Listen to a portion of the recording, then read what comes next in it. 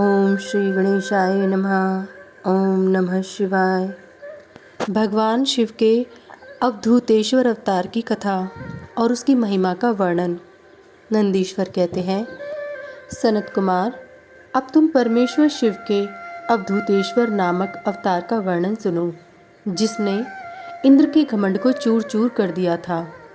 पहले की बात है, इंद्र संपूर्ण देवताओं तथा बृहस्पति को साथ लेकर भगवान शिव का दर्शन करने के लिए कैलाश पर्वत पर गए। उस समय बृहस्पति और इंद्र के शुभागमन की बात जानकर भगवान शंकर उन दोनों की परीक्षा लेने के लिए अवधूत बन गए। उनके शरीर पर कोई वस्त्र नहीं था। वे प्रज्वलित अग्नि के समान तेजस्वी होने के कारण महाभयंकर जान पड़ते थे। उनकी आकृति बड़ी सुंदर दिखाई देती थी। वे राह रोककर खड़े थे। बृहस्पति और इंद्र ने शिव के समीप जाते समय देखा, एक अद्भुत शरीरधारी पुरुष रास्ते के बीच में खड़ा है। इंद्र को अपने अधिकार पर बड़ा गर्व था, इसलिए वे यह जान न सके कि ये साक्षात भगवान शंकर हैं। उन्होंने मार्ग में खड़े हुए पुरुष से पूछा, तुम कौन हो? इस नग्न अवधूत वेश में कहाँ से आए हो? तुम्हारा नाम क्या है? यह सब बातें ठीक ठाक बताओ, देर न करो। भगवान शिव अपने स्थान पर हैं या इस समय कहीं अन्यत्र गए हैं? मैं देवताओं तथा गुरु जी के साथ उन्हीं के दर्शन के लिए जा रहा हूँ। इंद्र के बारंबार पूछने पर भी महान कौतुक करने वाले अहंकारहारी महायोगी त्रिलोकीनाथ शिव कुछ न बोले, चुप ही रहे। तब अपने ऐश्वर्य का घमंड रखने वाले देवराज इंद्र ने रोष में आकर उस जटाधारी पुरुष को फटकारा और इस प्रकार कहा। इंद्र बोले, अरे मूढ़ दुर्मते, तू बार बार पूछने पर भी उत्तर नहीं देता, अतः तुझे वज्र से मारता हूँ। देखूं कौन तेरी रक्षा करता है। ऐसा कहकर उस दिगंबर पुरुष की ओर क्रोधपूर्वक देखते हुए इंद्र ने उसे मार डालने के लिए वज्र उठाया। यह देख भगवान शंकर ने शीघ्र ही उस वज्र का स्तंभन कर दिया। उनकी भां अकड़ गई, इसलिए वे वज्र का प्रहार न कर सके। तदंतर वह पुरुष तत्काल ही क्रोध के कारण तेज से प्रज्वलित हो उठा, मानो इंद्र को जलाए देता हो। भुजाओं के स्तंभित हो जाने के कारण शची वल्लभ इंद्र क्रोध से उस सर्प की भांति जलने लगे, जिसका पराक्रम मंत्र के बल से अवरुद्ध हो गया हो। बृहस्पति ने उस पुरुष को अपने तेज से प्रज्वलित होता देख तत्काल ही यह समझ लिया कि ये साक्षात भगवान हर हैं। फिर तो वे हाथ जोड़ प्रणाम करके उनकी स्तुति करने लगे। स्तुति के पश्चात उन्होंने इंद्र को उनके चरणों में गिरा दिया और कहा, दीनानाथ महादेव, यह इंद्र आपके चरणों में पड़ा है, आप इसका और मेरा उद्धार करें। हम दोनों पर क्रोध नहीं, प्रेम करें। महादेव, शरणागत इंद्र की रक्षा कीजिए। आपके ललाट से प्रकट हुई यह आग इन्हें जलाने के लिए आ रही है। बृहस्पति की यह बात सुनकर अवधूत वेशधारी करुणा सिंधु शिव ने हंसते हुए कहा, अपने नेत्र से रोषवश बाहर निकली हुई अग्नि को मैं पुनः कैसे धारण कर सकता हूँ? क्या सर्प अपनी छोड़ी हुई केंचुल को फिर ग्रहण कर सकता है? बृहस्पति बोले, देव, भगवान, भक्त सदा ही कृपा के पात्र होते हैं। आप अपने भक्त वत्सल नाम को चरितार्थ कीजिए और इस भयंकर तेज को कहीं अन्यत्र डाल दीजिए। रुद्र ने कहा, देवगुरु, मैं तुम पर प्रसन्न हूँ, इसलिए तुम्हें उत्तम वर देता हूँ। इंद्र को जीवन दान देने के कारण आज से तुम्हारा एक नाम जीव भी होगा। मेरे ललाटवर्ती नेत्र से जो ये आग प्रकट हुई है, इसे देवता नहीं सह सकते, अतः मैं इसको बहुत दूर छोड़ूंगा, जिससे यह इंद्र को पीड़ा न दे सके। ऐसा कहने पर अपने तेज स्वरूप उस अद्भुत अग्नि को हाथ में लेकर भगवान शिव ने क्षार समुद्र में फेंक दिया। वहाँ फेंके जाते ही भगवान शिव का वह तेज तत्काल एक बालक के रूप में परिणत हो गया, जो सिंधु पुत्र जलंधर नाम से विख्यात हुआ। फिर देवताओं की प्रार्थना से भगवान शिव ने असुरों के स्वामी जलंधर का वध किया। अवधूत रूप से ऐसी सुंदर लीला करके लोक कल्याणकारी शंकर वहाँ से अंतर्ध्यान हो गए।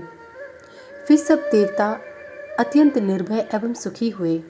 इंद्र और बृहस्पति भी उस भय से मुक्त हो उत्तम सुख के भागी हुए। जिसके लिए उनका आना हुआ था वह भगवान शिव का दर्शन पाकर कृतार्थ हुए। इंद्र और बृहस्पति प्रसन्नतापूर्वक अपने स्थान को चले गए। सनत कुमार, इस प्रकार मैंने तुमसे परमेश्वर शिव के अवधूतेश्वर नामक अवतार का वर्णन किया है, जो दुष्टों को दंड एवं भक्तों को परम आनंद प्रदान करने वाला है। यह दिव्य आख्यान पाप का निवारण करके यश, स्वर्ग, भोग, मोक्ष तथा संपूर्ण मनोवांछित फल की प्राप्ति कराने वाला है। जो प्रतिदिन एकाग्रचित हो इसे सुनता या सुनाता है, वह इहलोक में संपूर्ण सुखों का उपभोग करके अंत में शिव की गति प्राप्त कर लेता है। अध्याय 30 समाप्त। भगवान शिव के भिक्षु वरीयावतार की कथा। राजकुमार और द्विज कुमार पर कृपा। नंदीश्वर कहते हैं, मुनिश्रेष्ठ, अब तुम भगवान शंभु के नारी संदेह भंजक भिक्षु अवतार का वर्णन सुनो, जिसे उन्होंने अपने भक्त पर दया करके ग्रहण किया था। विदर्भ देश में सत्यरथ नाम से प्रसिद्ध एक राजा थे, जो धर्म में तत्पर, सत्यशील और बड़े बड़े शिव भक्तों से प्रेम करने वाले थे। धर्मपूर्वक पृथ्वी का पालन करते हुए उनका बहुत सा समय सुखपूर्वक बीत गया। तदंतर किसी समय शाल्व देश के राजाओं ने उस राजा की राजधानी पर आक्रमण करके उसे चारों ओर से घेर लिया। बलोन्मत्त शाल्व देशीय क्षत्रियों के साथ, जिनके पास बहुत बड़ी सेना थी, राजा सत्यरथ का बड़ा भयंकर युद्ध हुआ। शत्रुओं के साथ दारुण युद्ध करके उनकी बड़ी भारी सेना नष्ट हो गई। फिर देवयोग से राजा भी शाल्वों के हाथ से मारे गए। उन नरेश के मारे जाने पर मरने से बचे हुए सैनिक मंत्रियों सहित भय से विहल हो भाग खड़े हुए। मुने, उस समय विदर्भराज सत्यरथ की महारानी शत्रुओं से घिरी होने पर भी कोई प्रयत्न करके रात के समय अपने नगर से बाहर निकल गई। वे गर्भवती थीं, अतः शोक से संतप्त हो भगवान शंकर के चरणारविंदों का चिंतन करती हुई वे धीरे धीरे पूर्व दिशा की ओर बहुत दूर चली गईं। सवेरा होने पर रानी ने भगवान शंकर की दया से एक निर्मल सरोवर देखा। उस समय तक वे बहुत दूर का रास्ता तय कर चुकी थी। सरोवर के तट पर आकर वे सुकुमारी रानी एक छायादार वृक्ष के नीचे बैठ गईं। भाग्यवश उसी निर्जन स्थान में वृक्ष के नीचे ही रानी ने उत्तम गुणों से युक्त शुभ मुहूर्त में एक दिव्य लक्षण बालक को जन्म दिया, जो सभी शुभ लक्षणों से संपन्न था। दैववश उस बालक की जननी महारानी को बड़े जोर की प्यास लगी। तब वे पानी पीने के लिए उस सरोवर में उतरी। इतने में ही एक बड़े भारी ग्राह ने आकर रानी को अपना ग्रास बना लिया। वह बालक पैदा होते ही माता पिता से हीन हो गया और भूख प्यास से पीड़ित हो उस तालाब के किनारे जोर जोर से रोने लगा। इतने में ही उस पर कृपा करके भगवान शंकर वहां आए और उस शिशु की रक्षा करने लगे। उन्हीं की प्रेरणा से एक ब्राह्मणी अकस्मात वहां आ गई। वह विधवा थी, घर घर भीख मांगकर जीवन निर्वाह करती थी और अपने 1 वर्ष के बालक को गोद में लिए उस तालाब के तट पर पहुंची थी। उसने एक अनाथ शिशु को वहां क्रंदन करते देखा। निर्जन वन में उस बालक को देखकर ब्राह्मणी को बड़ा विस्मय हुआ और वह मन ही मन विचार करने लगी, अहो, यह मुझे इस समय बड़े आश्चर्य की बात दिखाई देती है कि यह नवजात शिशु, जिसकी नाल भी अभी तक नहीं कटी है, पृथ्वी पर पड़ा हुआ है। इसकी माँ भी नहीं है, पिता आदि दूसरे कोई सहायक भी यहाँ नहीं दिखाई देते। क्या कारण हो गया? न जाने यह किसका पुत्र है। इसे जानने वाला यहाँ कोई भी नहीं है जिससे इसके जन्म के विषय में पूछूं। इसे देखकर मेरे हृदय में करुणा उत्पन्न हो गई है। मैं इस बालक का अपने औरस पुत्र की भांति पालन पोषण करना चाहती हूँ, परंतु उसके कुल और जन्म आदि का ज्ञान न होने के कारण इसे छूने का साहस नहीं होता। ब्राह्मणी जब इस प्रकार विचार कर रही थी, उस समय भक्तवत्सल भगवान शंकर ने बड़ी कृपा की। बड़ी बड़ी लीलाएं करने वाले महेश्वर एक सन्यासी का रूप धारण करके सहसा वहां आ पहुँचे। जहाँ वह ब्राह्मणी संदेह में पड़ी हुई थी और यथार्थ बात को जानना चाहती थी।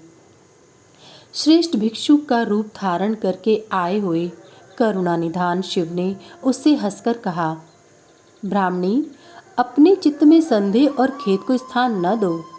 यह बालक परम पवित्र है। तुम इसे अपना ही पुत्र समझो और प्रेम पूर्वक इसका पालन करो। ब्राह्मणी बोली, प्रभु, आप मेरे भाग्य से ही यहाँ पधारे हैं। इसमें संदेह नहीं कि मैं अपनी आपकी आज्ञा से इस बालक का अपने पुत्र की भांति ही पालन पोषण करूंगी। तथापि मैं विशेष रूप से यह जानना चाहती हूँ कि यह वास्तव में कौन है, किसका पुत्र है और आप कौन हैं जो इस समय यहाँ पधारे हैं। भिक्षुवर, मेरे मन में बार बार यह बात आती है कि आप करुणा सिंधु शिव ही हैं और यह बालक पूर्व जन्म में आपका भक्त रहा है।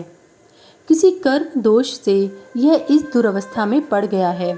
इसे भोगकर यह पुनः आपकी कृपा से परम कल्याण का भागी होगा। मैं भी आपकी माया से ही मोहित हो मार्ग भूलकर यहाँ आ गई हूँ।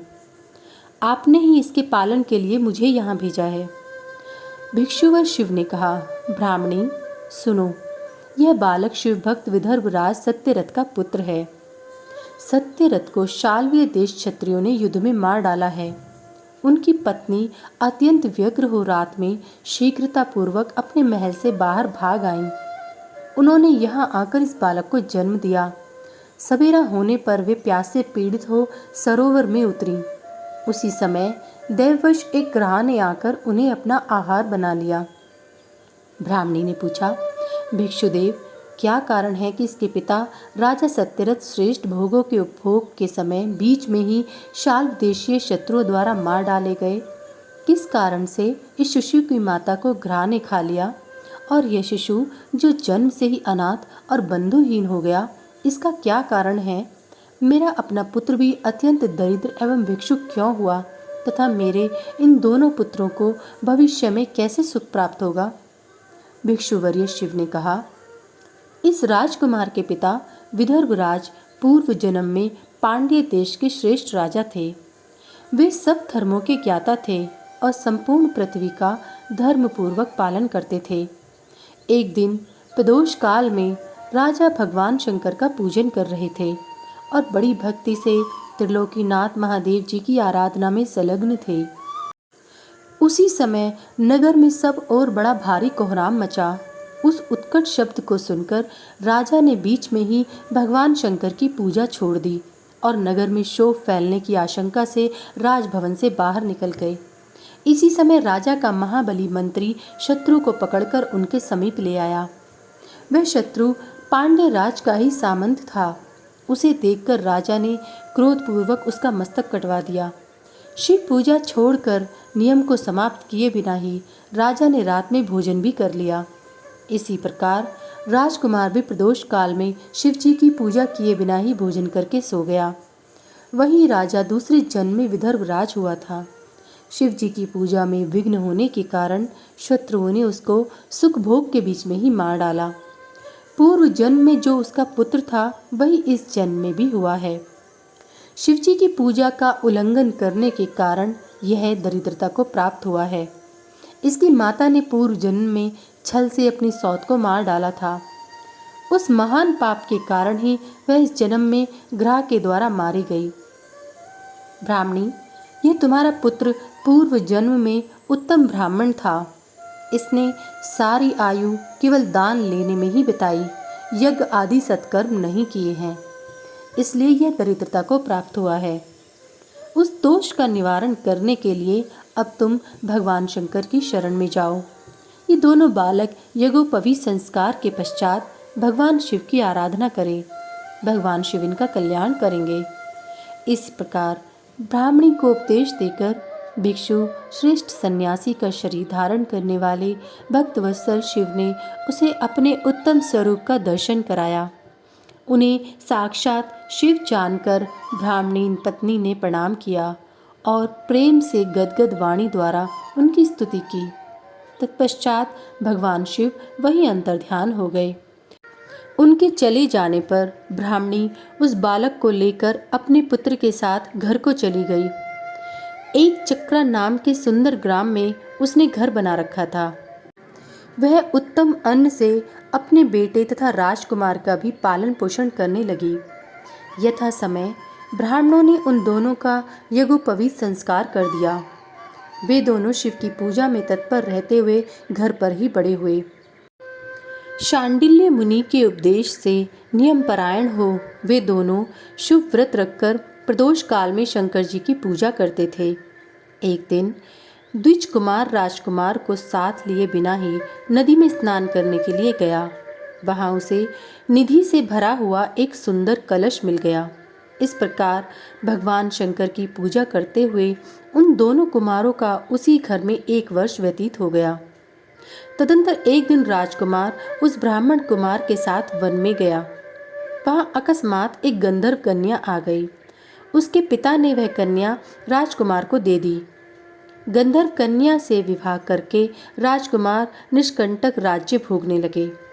जिस ब्राह्मण पत्नी ने पहले अपने पुत्र की भांति उसका पालन पोषण किया था, वही उस समय राजमाता हुई और वह ब्राह्मण कुमार उसका भाई हुआ। राजा का नाम धर्मगुप्त था। इस प्रकार देवेश्वर शिव की आराधना करके राजा धर्मगुप्त अपनी उस रानी के साथ विदर्भ देश में राजोचित सुख का उपभोग करने लगा। यह मैंने तुमसे शिव के भिक्षुवर्य अवतार का वर्णन किया है, जिन्होंने राजा धर्मगुप्त को बाल्यकाल में सुख प्रदान किया था। यह पवित्र आख्यान पापहारी, परम पावन, चारों पुरुषार्थों का साधक तथा संपूर्ण अभिष्ट को देने वाला है। जो प्रतिदिन एकाग्रचित होकर इसे सुनता या सुनाता है, वह इस लोक में संपूर्ण भोगों का उपभोग करके अंत में भगवान शिव के धाम में जाता है। अध्याय 31 समाप्त। सभी वेद और पुराण को सुनने के लिए हमारे इस चैनल को सब्सक्राइब कीजिए और हमारी सभी वीडियो को लाइक करने की कृपा करें और कमेंट में हर हर महादेव लिखना ना भूलें।